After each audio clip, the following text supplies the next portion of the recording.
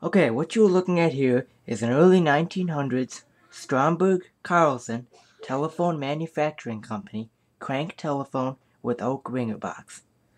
This telephone is a candlestick style telephone, as you can see by the candlestick style phone. This phone is called a candlestick because it clearly looks like one. This is called the receiver capsule or the earpiece. This is called the transmitter. This is a carbon granule style transmitter with the spit cup style part that you would speak into. And this telephone has a 5-bar crank generator telephone magneto in it. Here you have the 2 bells, and of course the nicely finished oak ringer box. Now the ringer box is a very nice ringer box. It has mounting holes on the bottom for the magneto. And what I'm going to do right now is I'm going to take my screwdriver here, and I'm going to open up the ringer box.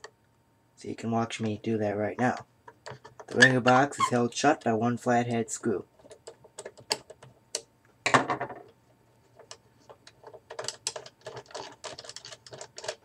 And I'm going to use the phone to kind of hold the ringer box open. So if I can... Okay, here's the inside. As you can see, this telephone, if I can get my camera to focus, this telephone is an original. Here you can see right here the capacitor, the Stromberg Carlson right there on it. You have the solenoids for the bells right there. And of course you have your 5-bar crank magneto generator. Now the 5-bar magneto, as you can see, has 5 horseshoe magnets. 1, 2, 3, 4, 5 right there. The horseshoe magnets. And there you can see the gear. The gear is right there. And of course you have the crank on the other side. There you can see the crank. So if you listen closely when you crank the telephone, it's going to go ahead and ring the bells. Now the bells work by like an electromagnet. When these coils are energized, it produces a magnetic field that moves the clapper back and forth. So if I go ahead and crank the magneto, you can listen and you can watch the magneto turn. So here we go.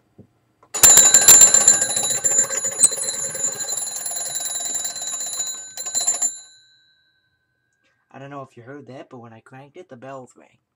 Now I'll do that with the box closed.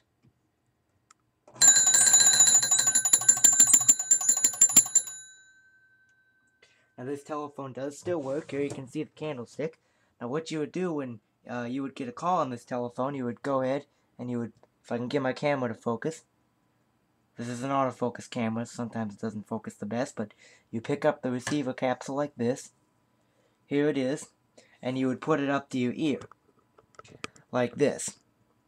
Here I am, you would go ahead and you would put it up to your ear like this, if you were to talk into the telephone. If I can get my camera to focus here. Come on. My camera, of course, does not want to focus, but you would put the phone up to your ear like this. And then when you were done talking, you would take the receiver capsule and you would hang it back up on the hook switch, just like that. And of course, you would take the phone and you would talk right into this piece. So you would take it up to your mouth like this, and you would talk into it like this, and then you would put the thing up to your ear and you would listen. So that's how the telephone works, and that's how it works if you were to use the phone. Now the phone itself is in good shape. This in my opinion, is a very nice telephone. I got it in an antique store. The oak ringer box, you have all the wiring, the magneto. The magneto puts out a significantly good amount of voltage. Maybe one of these days I'll do a video demonstrating the voltage output on the magneto. But I might be making a second video about this telephone, but I don't know exactly yet what I'll do. But I appreciate you guys watching, and stay tuned for more videos, and more will come later. So thank you for watching the video on my Stromberg Carlson telephone manufacturing company candlestick telephone with matching oak ringer box. And have a great day, everyone.